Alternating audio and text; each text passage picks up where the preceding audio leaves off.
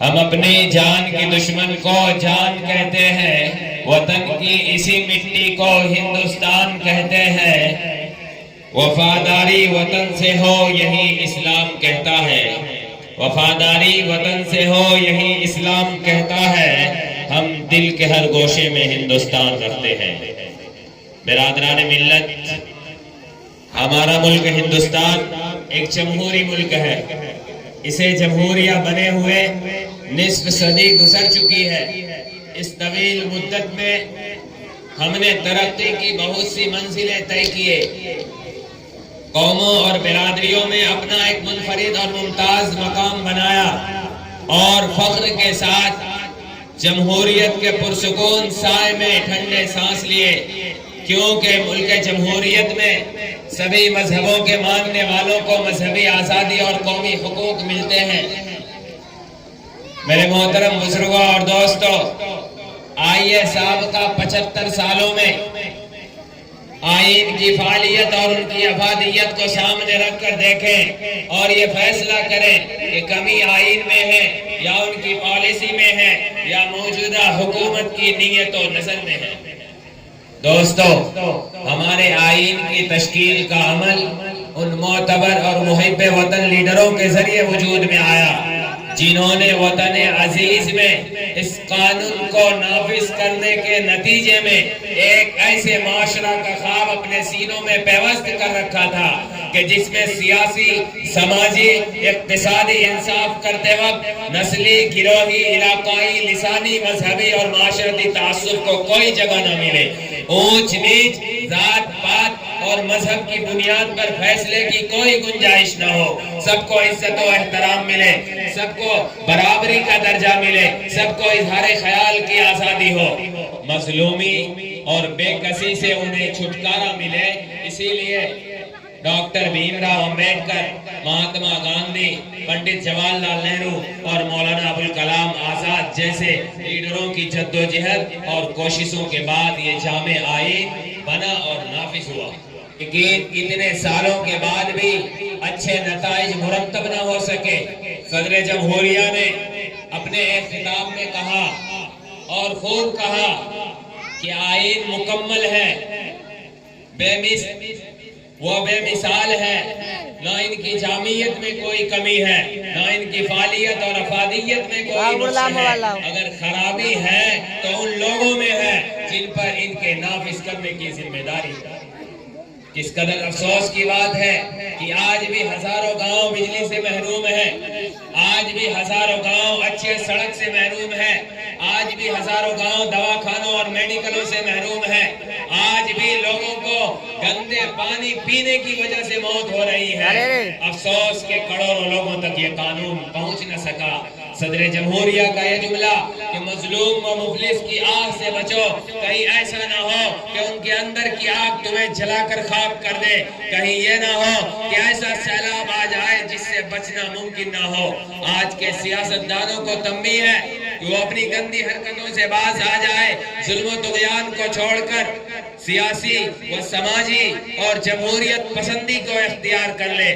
ضرورت اس بات کی زیادہ ہے نہ کہ آئین جمہوری کے اندر از سر نو جائزہ اور تبدیلی کی جائے، بلکہ آئین درست ہے، ان کے نافذ کرنے والے بدعنوان، بد کردار اور بےمان ہو گئے ہیں۔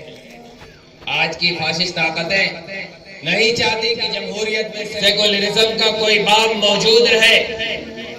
ان کا صاف نظریہ یہ ہے کہ ہندوستان میں قومیت کا مطلب ہی ہندوتو ہے، غیر ہندو طبقات کے لیے یہاں کوئی جگہ نہیں ہے، اس لیے کہ جمہوریت کی اس کے نظر میں کوئی قدر و قیمت نہیں ہے۔ میرے محترم بزرگوں اور دوستوں، وہ ہندوستان کے ترنگے پرچم کو بھی اپنا پرچم قرار نہیں دیتے، وہ بھگوا جھنڈے کو ہی اپنا قومی نشان قرار دیتے ہیں۔ آج جبکہ ان فاشسٹ طاقتوں کو اقتدار تک پہنچنے کا موقع مل گیا ہے تو ان کے اندر جوش و خروش پیدا ہو گیا ہے۔ جمہوریت کا خون کرنے کے لیے اپنے خفیہ ایجنڈوں اور اپنے خطرناک منصوبوں پر تیزی کے ساتھ عمل پیرا ہے۔ مذہبی آزادی کا بنیادی حق چھین لینے اور مذہبی اقلیتوں کے تشخص کو مٹا ڈالنے کے لیے ملک میں عبادت گاہ بل کے ذریعے قانون سازی کی کوشش ہو رہی ہے۔ آئین پر نظر ثانی کے بہانے ملک پر ڈکٹیٹرانہ نظام کے لیے راہ ہموار کرنے کا منصوبہ تیار کیا جا رہا ہے۔ ISI کی سرگرمیوں کو بہانہ بنا کر مسلمانوں اور ان کے دینی مدرسوں کو بدنام کرنے کی زبردست مہم چلائی جا رہی ہے۔ تاریخی اور نصابی کتابوں میں تبدیلی لا کر اپنے نظریات کو سماج پر مسلط کیا جا رہا ہے۔ ذرائع ابلاغ اور میڈیا پر کنٹرول کر کے منمانی کی جا رہی ہے۔ انتخابات سے بچنے کے لیے جمہوریت کو ہی ختم کرنے کی کوششیں ہو رہی ہے۔ وطن عزیز اور تحفظ جمہوریہ کے لیے قربانیاں پیش کرنے والے نوجوانوں، حکومت کا یہ رویہ ہماری مذہبی آزادی پر کھلا حملہ ہے۔ مسلمان اپنے دین و مذہب، ایمان اور شعار اسلام کی بقا اور تحفظ پر حملے کو قطعاً برداشت نہیں کر سکتا۔ وہ اپنے خون کا ایک ایک قطرہ اپنے وطن کے لیے اور اپنے دین و مذہب کی بقا اور تحفظ کے لیے خندہ پیشانی کے ساتھ پیش کرنے کو تیار ہے۔ میرے محترم بزرگوں اور دوستوں، ہر مذہب کے ماننے والے کو اپنے مدرسے اور عبادت گاہیں، مذہبی نشر و اشاعت اور تبلیغ کا پورا حق دیا گیا ہے۔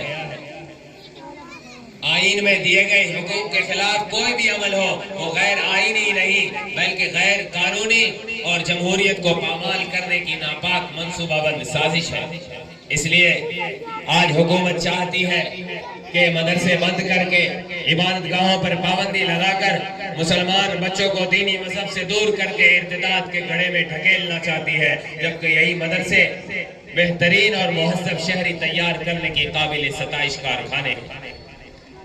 اس لیے ہم سب کو ان سنگین حالات میں جرأت مندانہ فیصلہ لے کر ان سیاسی دلالوں سے ڈٹ کر مقابلہ کرنا ہوگا، اور ہندو، مسلم، سکھ، عیسائی جتنے بھی لوگ جمہوریت پسند، امن پسند ہیں، ان سب کے ساتھ ایک ایسا لاہی عمل تیار کرنا ہوگا کہ جمہوری دستور کو بحال کر کے صلح و آشتی کا محافظ ہو۔ اس بار متحد ہو سبھی سیکولر تو پھر، اس بار متحد ہو سبھی سیکولر تو پھر نفرت نکال پھینک دے ہندوستان سے ہم، فرقہ پرست لوگ پھر یہ چیختے پھرے چلے تھے جہاں سے، پھر آ گئے وہیں پہ ہم۔